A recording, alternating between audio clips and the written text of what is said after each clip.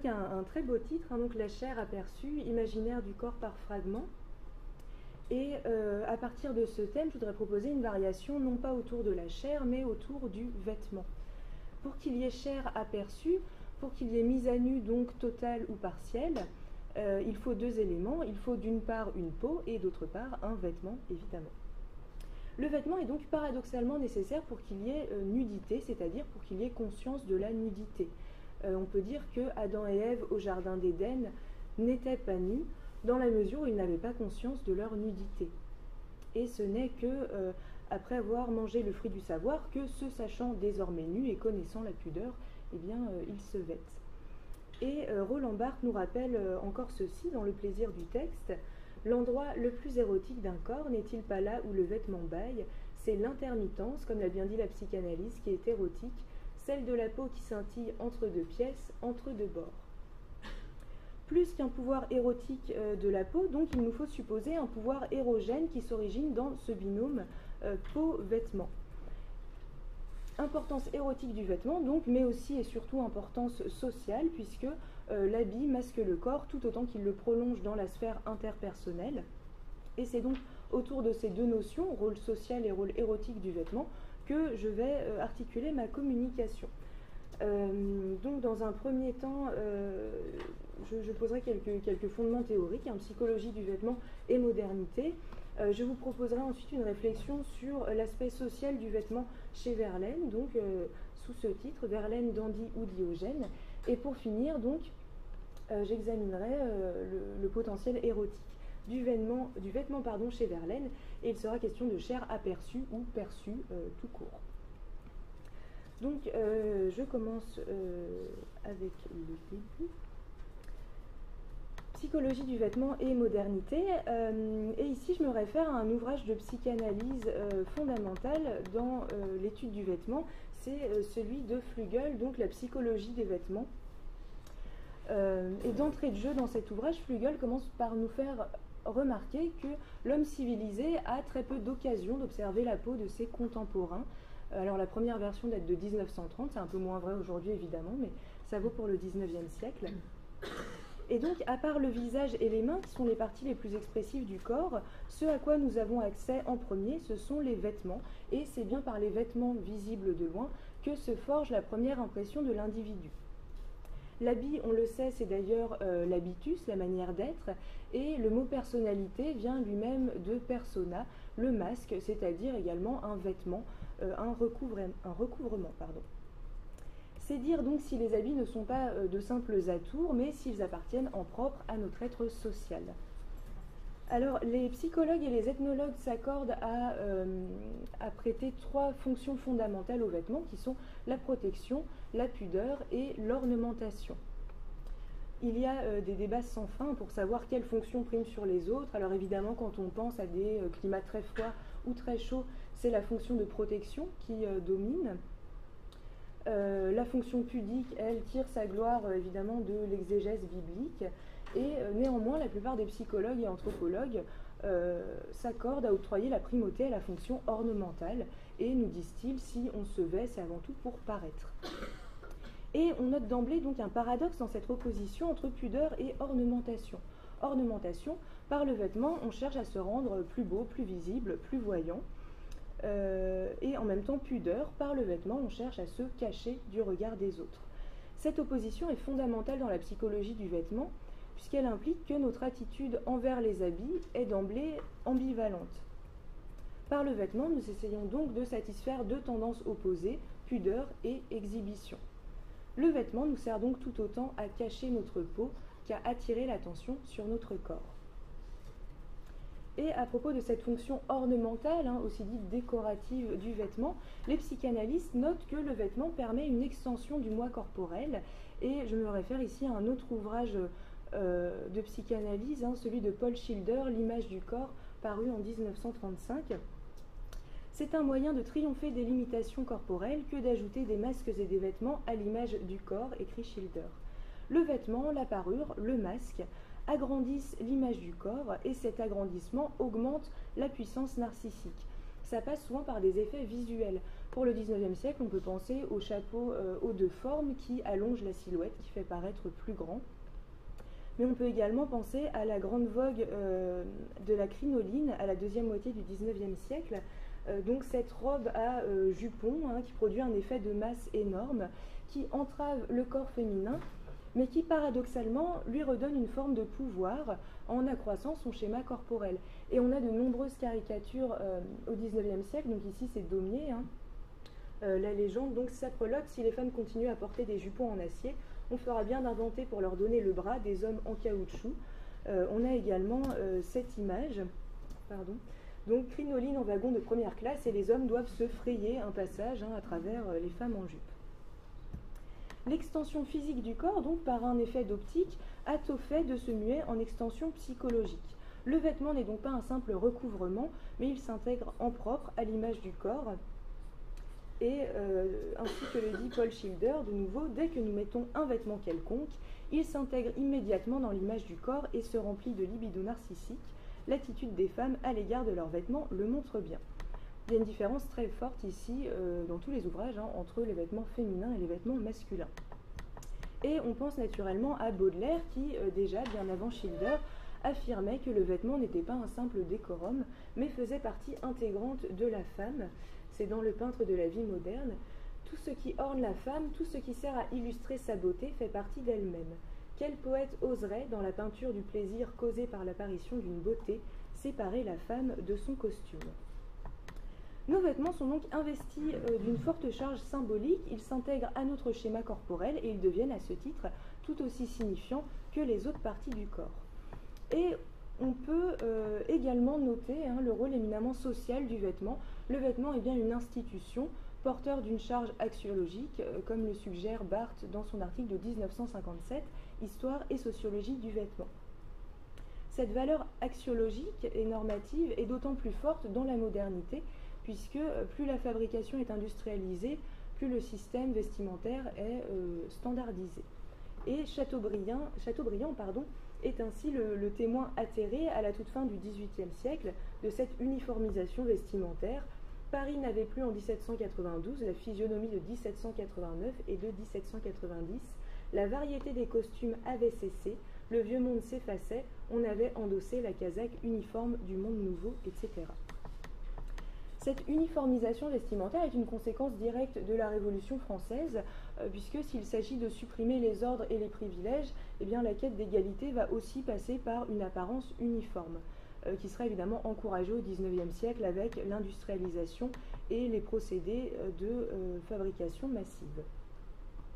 Cette uniformisation des vêtements touche surtout les hommes, et c'est ce que Flügel nomme la grande renonciation masculine, quand, à la fin du XVIIIe siècle, les hommes ont renoncé à leur droit à porter des habits brillants, colorés et élaborés. C'est donc la femme qui reste la seule dépositaire de la coquetterie et de l'élégance. Et on retrouve cette dimension de nouveau chez Baudelaire, qui fait du costume masculin noir l'un des emblèmes de la modernité. Donc remarquez bien que l'habit noir et la redingote ont non seulement leur beauté politique, qui est l'expression de l'égalité universelle, mais encore leur beauté poétique, qui est l'expression de l'âme publique. Une immense défilade de croque-morts politiques, croque-morts amoureux, croque-morts bourgeois. Nous célébrons tous quelque enterrement. Et loin de s'offusquer de cette uniformité, Baudelaire appelle de ses voeux le peintre de la vie moderne, celui qui saura prendre en charge le présent et l'époque sans chercher à la magnifier par une médiation mythique ou historique. Être moderne, c'est bien prendre acte courageusement de sa situation dans l'histoire. Et donc celui-là sera le peintre, le vrai peintre, qui saura arracher à la vie actuelle son côté épique et nous faire voir et comprendre combien nous sommes grands et poétiques dans nos cravates et nos bottes vernies. Il est intéressant de noter que la théorie esthétique de Baudelaire, qui cherche à définir la modernité, s'appuie en grande partie sur la question du vêtement. La modernité, c'est aussi la mode. Le substantif mode est fréquent dès le XVIIe siècle pour désigner ce qui est au goût du jour et ce qui change rapidement. Le mot modernité, lui, apparaît à la moitié du XIXe siècle et désigne aussi donc, le monde actuel dans ce qu'il a d'insaisissable et de perpétuellement changeant. La modernité, nous dit Baudelaire, c'est le transitoire, le fugitif, le contingent, la moitié de l'art dont l'autre moitié est l'éternel et l'immuable. La question de la mode est donc tout sauf futile puisqu'elle se place au centre des enjeux de la modernité esthétique et d'un point de vue psychologique, elle rejoint la question de l'identité et de l'image du corps. Et cette question donc, de l'apparence et de la mode est particulièrement intéressante chez Verlaine, qui se faisait un devoir de paraître. Verlaine est un des poètes de son époque les plus caricaturés, photographiés et portraiturés. Mais il a laissé aussi de nombreux autoportraits, et j'en ai sélectionné deux donc, pour permettre d'illustrer la question suivante, Dandy ou Diogène. Donc ce sont deux jolis autoportraits. Sur le premier, Verlaine pose fièrement, donc en élégant, hein, paré de tous les attributs du dandy. Donc il a un haut de forme, un monocle, un cigare, une cravate, une canne et un costume. Sur le deuxième autoportrait, en revanche, Verlaine est en pleine déchéance. Il est à l'hôpital. Il s'agit d'un dessin qui accompagne une lettre écrite à la fin du mois d'août 1889 depuis l'hôpital. Et donc il se représente pauvre et dépenaillé, avec pour titre Drame de la misère, PV en tenue du matin. C'est écrit dans l'accolade à droite. Et de nombreuses flèches explicatives dressent un inventaire de la dépossession. Je ne sais pas si vous arrivez à lire, mais en gros ce qui est dit, c'est que chaque oripeau appartient à quelqu'un d'autre que lui. Et l'effet d'accumulation dit en réalité un dépouillement maximal. Donc si on suit les flèches, on a la toque du patron de MG, tricot blanchi par Esther, manteau de la chaste S, chaussettes données par Esther, ton petit cache-nez, etc. Verlaine est dépossédé, il n'a plus aucun vêtement à lui, et tout ce qui lui appartient en propre, c'est en haut, donc fond de poche et mégot mien, et tout en bas sous les chaussures, peau à vendre. Ces deux autoportraits, donc, entre l'élégance et le dépouillement, soulignent une ambivalence marquée, donc tenue soignée d'un côté, et de l'autre côté, un délabrement généralisé, que certains psychiatres décrivent depuis les années 1970, comme le syndrome de Diogène, du nom de ce philosophe de l'école cynique. Cette ambiguïté vestimentaire réelle était aussi liée évidemment aux aléas de la vie de Verlaine, puisqu'il a connu une gloire littéraire assez précoce, il fréquentait les dîners mondains, etc. Et à côté, il a subi une déchéance sociale assez forte, avec emprisonnement, maladie, pauvreté et autre chose. Verlaine a bien quelque chose du dandy, hein. J'en veux pour preuve par exemple cette photo qui date de 1893, beau portrait réalisé par Otto, et on peut se référer à la définition qu'en donne Roger Kampf, le dandysme, un culte de la différence dans le siècle de l'uniforme. Le but du dandy, c'est de produire de l'imprévu, de lutter contre l'ennui et d'étonner une société perçue comme uniforme et médiocre et ennuyeuse. Et donc pour ce faire, le dandy va adopter un costume flamboyant et un comportement excentrique. Sa revendication d'indépendance passe par une attitude provocante, cherchant à ébranler les normes et conventions sociales. Pour se différencier, le dandy nourrit donc un culte de l'artifice et de la distance, et comme nous le rappelle Barbey d'Aurevilly, paraître, c'est être pour les dandys. Cette subversion des valeurs entre l'être et le paraître, entre le réel et l'artifice, s'inscrit dans une esthétique anti-platonicienne du simulacre. L'illusion et le semblant sont recherchés pour leur beauté intrinsèque, et c'est en ce sens que Baudelaire fait un éloge de l'artifice. Je préfère contempler, écrit-il, quelques décors de théâtre où je trouve artistiquement exprimés et tragiquement concentrés mes rêves les plus chers. Ces choses, parce qu'elles sont fausses, sont infiniment plus près du vrai, tandis que la plupart de nos paysagistes sont des menteurs, justement parce qu'ils ont négligé de mentir. Ce qui est faux est plus vrai que le réel, nous dit Baudelaire. L'amour des apparences n'est donc pas qu'une simple préférence esthétique, mais c'est bel et bien une méthode heuristique et une ontologie subversive. Et on retrouve cet amour des masques, des phares et des décors dans l'esthétique voilée des fêtes galantes, deuxième recueil de Verlaine qui paraît en 1869. Les vers inauguraux, bien connus, donc, posent un décor factice et mélancolique. Votre âme est un paysage choisi que vont charmants masques et bergamasques, jouant du luth et dansant et quasi tristes sous leur déguisement fantasque.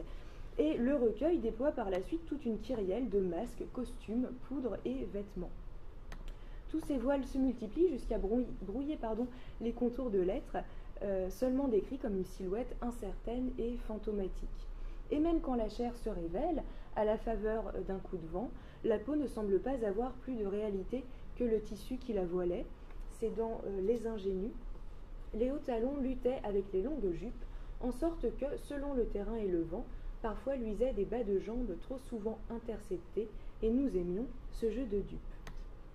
Le dévoilement subreptice de la chair résulte donc non pas d'un heureux hasard, mais bien d'un jeu savamment calculé. La séduction est une comédie sociale où tout repose sur l'apparence, et la chair dévoilée ne l'est jamais que délibérément. Verlaine partage donc avec le dandy l'amour des masques et des apparences. Il a également du dandy le goût de la provocation, du coup d'éclat. N'a-t-il pas asséné à Daudet, par exemple, un fantastique coup de poing en plein banquet pour s'être moqué du Parnasse? Néanmoins, et justement, Verlaine ne peut pas être tout à fait dandy puisqu'il lui en manque une qualité intrinsèque qui est l'impassibilité. Le dandy doit n'être étonné de rien, c'est le nihil admirari horatien. Il doit se tenir à l'écart de tout affect violent, passion, ivresse ou maladie, tout ce qui en somme met à mal la maîtrise de soi. Or, Verlaine est incapable de se contrôler, il boit, donc il s'enivre, il se bat, etc. Il est malade, son corps se délabre et vieillit prématurément, ce qui est aussi contraire aux injonctions du dandysme. Il est donc un dandy déchu, impossible dandy, qui vient rejoindre tout naturellement le portrait du poète en Diogène tel que le dresse Jules Renard en 1892, suite à un banquet littéraire. Alors, Verlaine a 48 ans à cette époque, mais il est déjà, pour ainsi dire, à la fin de sa vie, et dans un état de délabrement avancé. L'effroyable Verlaine, un Socrate moderne et un Diogène sali, du chien et de l'hyène. Il est inquiet et demande ce qu'on a fait de son chapeau. Il ressemble à un dieu ivrogne, il ne reste de lui que notre culte, sur une ruine d'habits, cravate jaune, par-dessus qui doit être en plus d'un endroit collé à la chair, une tête en pierre de taille de démolition. Verlaine traîne son ivrognerie et sa misère dans les banquets littéraires, dans les hôpitaux, au café également. Il y a ce portrait très connu qui montre Verlaine avachi avec son absinthe au café François Ier probablement. Et de même qu'il a jadis tordu le cou à l'éloquence, il tord désormais le cou à l'élégance et à toute forme de convention sociale. D'innombrables témoignages de l'époque dépeignent un homme sale, saoul, provocateur, aux vêtements tachés et déchirés. Par exemple, voici la description qu'en donne Alain Buisine dans une biographie récente faite à partir de témoignages d'époque.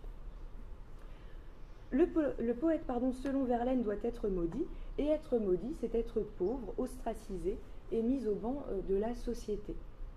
Et c'est bien le bourgeois qui sert de figure repoussoire au poète, jusque dans l'apparence, puisque évidemment tout les oppose. On peut ainsi mettre en regard deux portraits, celui de Monsieur Prudhomme, qui est le parangon du bourgeois bedonnant et satisfait, et de l'autre côté, celui du poète Déguenillé, portrait qui accorde tous deux aux vêtements une fonction fondamentale de marqueur social et éthique. Monsieur Prudhomme, donc, dans les poèmes saturniens, il est grave, il est mère et père de famille, son faux col engloutit son oreille, ses yeux, dans un rêve sans fin, flottent insoucieux, et le printemps en fleurs sur ses pantoufles brille. Donc, Monsieur Prudhomme, c'est le bourgeois engoncé dans sa chemise trop serrée et son faux col amidonné, dont les pantoufles témoignent la satisfaction et le désir de rester à l'intérieur. Et le poète, à l'inverse, donc, ô poète, ton habit a toujours quelques détails blagueurs, un bouton manque, un fil dépasse, d'où venue cette tache, ah ça, malvenue ou bienvenue, qui rit et pleure sur le chevillot et la toile, ne noué bien et mal, souliers luisant et terne, bref, un type à se pendre à la vieille lanterne, référence à Nerval, comme à marcher, gai proverbe, à la belle étoile, référence ici à Rimbaud. Plus que par ses écrits, donc, Verlaine construit sa légende de poète maudit à partir de son corps, et il est intéressant de noter que ce soit en phase glorieuse ou en phase misérable, Verlaine est toujours paré des mêmes accessoires, il est représenté presque toujours de la même façon, donc pourvu d'une canne ou d'un bâton, puisqu'il boitait, pourvu d'un chapeau, donc haut de forme ou chapeau mou. Il a également une pièce de tissu autour du cou, foulard de cachemire ou cache-nez usé, et enfin un cigare ou une cigarette. Ces attributs réversibles peuvent appartenir à la fois aux dandys et aux vagabonds selon leur matière et leur état d'usure. Ils fonctionnent comme autant de masques permettant d'augmenter l'image du corps et de se revendiquer au sein de la société comme marginal. Finalement, cette ambivalence entre dandy et Diogène a au fait d'être surmontée puisque dans les deux cas, on le voit, il s'agit de paraître ostensiblement différents. On peut donc noter chez Verlaine une forte fonction de marqueur social associée aux vêtements, fonction à laquelle il faut encore ajouter une puissance érotique du vêtement.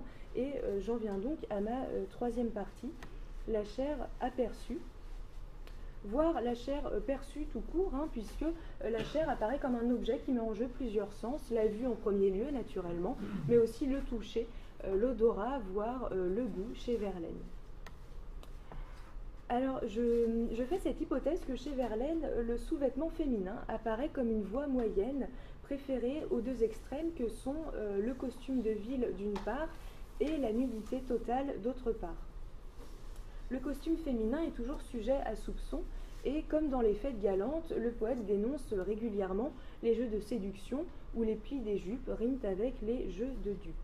Et il a d'ailleurs écrit un poème satirique intitulé Sur les manies qu'ont les femmes actuelles de relever leurs robes, clin d'œil parodique à Baudelaire et à sa passante, dans lequel Verlaine dénonce la tournure des femmes qu'il fait rimer avec caricature dans la deuxième strophe ici. C'est dire donc si l'attitude des femmes par rapport à leurs vêtements lui paraît grotesque et ridicule. Le vêtement de ville est donc rejeté, mais la nudité est également rejetée au profit du sous-vêtement.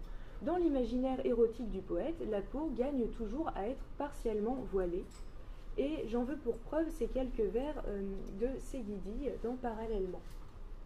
Brune et encore non nue, je te veux presque nue sur un canapé noir, presque nue et non nue, à travers une nue de dentelle montrant ta chair où va courant ma bouche délirante. À travers le jeu des homophonies et des assonances, le sujet lyrique pose l'importance d'un voile ajouré fait de dentelle qui dénuderait partiellement la chair. L'érotisme gît bien dans le bâillement, dans l'intermittence, plus que dans la monstration massive et sans concession d'un corps dénudé. Et on trouve ainsi disséminé dans toute l'œuvre de Verlaine un éloge des sous-vêtements féminins. Ainsi de ce diptyque de Chansons pour elle, où le sujet lyrique exprime son dégoût des vêtements féminins et à contrario sa vénération pour la chemise de nuit. Je ne t'aime pas en toilette et je déteste la voilette qui m'obscurcit tes yeux, messieurs, et j'abomine la tournure, parodie et caricature de tels tiens à pas somptueux. Je suis hostile à toute robe qui plus ou moins cache et dérobe ses charmes au fond les meilleurs. Ta gorge mon plus cher délice, tes épaules et la malice de tes mollets ensorceleurs. Fille d'une femme trop bien mise, je te veux ma belle en chemise, voile aimable, obstacle badin, nappe d'autel pour l'alme-messe, drapeau mignard vaincu sans cesse, matin et soir, soir et matin. Le vêtement de ville est abhorré donc parce que trop couvrant, il cache et dérobe les charmes, et aussi parce que participant d'un jeu social de séduction et de coquetterie, et de nouveau la tournure entre guillemets vient rimer avec la caricature. Comme dans les fêtes galantes, donc, les vêtements féminins sont autant d'artifices qui voilent la réalité. La chemise de nuit, comme moyen terme entre trop de tissu et pas de tissu du tout, est donc sacralisée. Elle devient le voile nécessaire au mystère et à l'amour, nappe d'autel pour l'alme-messe, la messe étant évidemment ici l'acte sexuel. Et on retrouve la même sacralisation dans les élégies qui paraissent 2 ans plus tard, avec de nouveau cette curieuse isotopie religieuse. Mais je t'aime bien mieux tel que nous t'avons, mes sens et moi, sans trop d'après qui te déguise, comme un dieu disparaît dans le trot d'une église, en matinée, en jupe, en peignoir présachoir. Comme un dieu disparaît dans le trot d'une église, et comme le sens du sacré se perd face aux magnificences, la femme gagne à n'avoir pas trop de vêtements et à se présenter en déshabillé, donc matinée, jupe ou peignoir. Ces fragiles morceaux de tissu constituent une barrière, obstacle badin, qui, pour être dérisoire, n'en est pas moins nécessaire. C'est dans cet empêchement minimal que gît tout le plaisir du dévoilement. Et dans un autre poème, continuité du précédent, la chemise de nuit apparaît ainsi comme une armure dérisoire mais ô combien stimulante. la femme célébrée disparaît carrément au profit de son vêtement. C'est un éloge de la chemise de nuit. Chemise de femme, armure ad hoc pour les chers combats et le gai choc, avec si frais et que blancs et gras, sortant tout nus, joyeux, les deux bras. Vêtement suprême de mode toujours, c'est toi seul que j'aime de tous ses atours. Quand elle s'en vient de vers le lit, l'orgueil des beaux seins cambrés emplit et bombe le linge tout parfumé, du seul vrai parfum, son corps pâmé. Alors on le voit donc, la chair n'est pas qu'aperçue, on a aussi le plaisir de la chair devinée à travers le linge, puisque ce sont les seins qui donnent forme à la chemise, et également plaisir de la peau humée à travers le tissu, imprégné des odeurs corporelles. Quand elle entre dans le lit, c'est mieux encore, sous ma main le précieux trésor de sa croupe frémit dans les plis de batiste redondants. Plaisir de nouveau, et que l'on pourrait presque qualifier de fétichiste, à caresser la peau à travers le tissu. Et on note que la chemise n'est pas faite de n'importe quel tissu, mais de batiste. C'est une fine toile de lin, mais évidemment le jeu homophonique nous rappelle Saint Jean-Baptiste, le baptême, et de nouveau cette isotopie religieuse qui accompagne la chemise de nuit. Mais lorsqu'elle a pris place à côté de moi, l'humble sert de sa beauté, il est divin et mieux mon bonheur à bousculer le linge et l'honneur. L'obstacle chéri n'a évidemment de valeur que s'il est in fine surmonté, bousculé, et si la chemise de nuit est sacralisée, c'est pour être finalement profanée au profit d'un joyeux corps à corps. Et il est intéressant de noter que cette prédilection pour les sous-vêtements ne s'applique dans l'imaginaire érotique du poète qu'aux femmes. Verlaine, on le sait, a connu des amours hétérosexuels, mais aussi homosexuels. Il a écrit 2 recueils érotiques, enfin, érotique c'est gentil, à tendance pornographique plutôt, l'un dédié aux femmes qui s'intitule Femmes, et l'autre dédié aux hommes, à ses amants, qui s'intitule Hombres. Et pour les hommes, il semble que c'est la nudité totale qui prime et qui attise tous les désirs. On trouve cette intéressante distinction dans Hombres. Autant certes la femme gagne à faire l'amour en chemise, autant le jeune homme profite, dans l'intérêt de sa beauté, prêtre d'éros ou néophyte, d'aimer en toute nudité. La fonction révélatrice et dissimulatrice qui fonde l'érotisme du vêtement est réservée à la femme. Le corps entier de la femme est libidinalement investi et peut être objet de désir, et donc chaque parcelle de peau peut être mise en valeur par un vêtement qui la révèle plus ou moins, mollets dévoilés de la passante, décolleté suggestif ou cheveux relevés qui dévoilent par exemple la nuque. Et Flügel note ainsi que le dévoilement de n'importe quelle partie du corps féminin est bien plus érotique que son équivalent masculin. A-t-on jamais vu poétesse du XIXe siècle s'extasier devant un mollet poilu d'homme, par exemple? Je ne crois pas. Chez l'homme, en effet, ce n'est pas le corps entier qui est sexualisé, mais c'est la seule zone génitale, et donc le vêtement perd sa fonction érotique de révélation et dissimulation. Au contraire, donc, on trouve dans les poèmes homoérotiques de Verlaine des descriptions très crues qui confinent à l'orgiaque et qui laissent apparaître la chair dans tout son étalement. J'ai sélectionné un exemple parmi de très nombreux autres. Leurs pines vigoureuses et leurs fesses joyeuses réjouissent la nuit et ma queue et mon cul. Sous la lampe et le petit jour, leur chair joyeuse ressuscite mon désir là, jamais vaincu. C'est autre chose que l'éloge de la chemise de nuit quand même. Cuisse, âme, main, tout mon être pêle-mêle, mémoire, pied, cœur, dos, et l'oreille, et le nez, et la fraissure, tout gueule une ritournelle, et trépigne un chahut dans leurs bras forcenés. La chair s'étend ici et s'étale sans aucun masque, comme dans une sorte de boucherie pornographique, et on a bien ici une sorte de mise en pièces du corps dénudé, entièrement offert à la vue et au sens. Si l'homme gagne à être nu, donc il y a bien en revanche chez Verlaine un imaginaire érotique du sous-vêtement féminin qui est recherché pour sa fonction obstaculaire, entreapercevoir la peau à travers une dentelle, palper la chair à travers une chemise, humer l'odeur du corps imprégné sur un linge, favorise le plaisir érotique. La chair n'est donc pas qu'aperçue, elle est perçue par tous les sens. Je vais passer rapidement, mais Verlaine écrit notamment un éloge de l'odeur du sexe féminin, c'est dans le recueil Femmes, où il rejette, de même qu'il rejetait le costume de ville, il rejette les parfums en flacon au profit des effluves de la chair. Mais il y aurait fort à dire également sur le goût de la chair, puisque Verlaine décrit notamment le goût de ses maîtresses, le goût de ses amants. On le voit donc, la chair dénudée est un objet qui met en jeu tous les sens. À part l'ouïe, je n'ai pas encore trouvé d'exemple permettant d'inclure l'audition à cette liste. Bon, le temps passe et je finirai donc en rappelant la double fonction du vêtement chez Verlaine, dans sa vie comme dans son œuvre, marqueur social et éthique d'une part et catalyseur érotique d'autre part. Et pour conclure, je voudrais vous inviter à une sorte de fiction imaginative. Le système vestimentaire a beaucoup évolué depuis le 19e siècle dont nous parlons, et nous sommes de plus en plus dénudés. Et nous avons bien plus d'occasions d'observer la peau de nos contemporains qu'il y a 100 ans.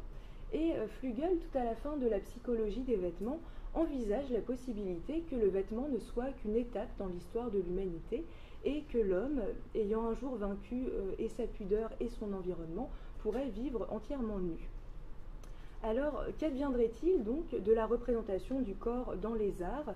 La chair dénudée jouerait-elle encore d'un pouvoir érogène, et que diraient les poètes dépassantes dans un monde où on vivrait tout nu? Comme l'artiste est toujours intempestif et à contre-temps, il semble qu'on peut imaginer parmi d'autres possibilités celle d'un rhabillement et d'un revoilement de la chair par l'art et le discours.